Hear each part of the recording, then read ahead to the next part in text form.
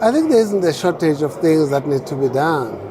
What is a bit slow is the execution at the back of suggestions, recommendations, and reports that have been published in a whole range of forums, including the G and B20. And I think at this critical moment, given some of the geopolitical challenges, the one critical issue is the harmonization of global rules so that ultimately we can give credibility back to global multilateral institutions.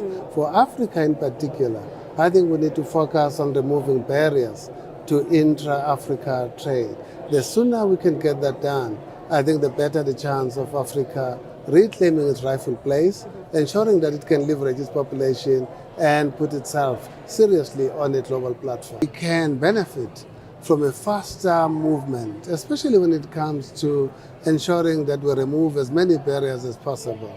As we speak today, it is still extremely difficult for organizations that operate across multiple countries in Africa to move capital around, to extract their dividends, to move their skilled labor around and so on. Those barriers still exist. They are substantially less than they were, say, about 15 years ago. But I think those are sorts of things that are within the control of Africa.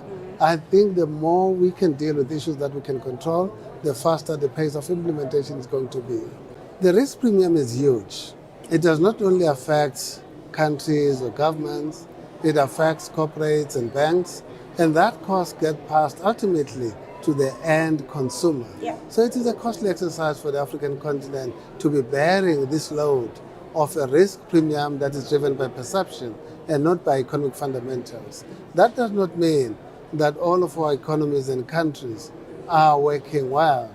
It does not mean that all of them have the right institutional framework, the legal system is tight, and the policy are predicted and the regulations are clear.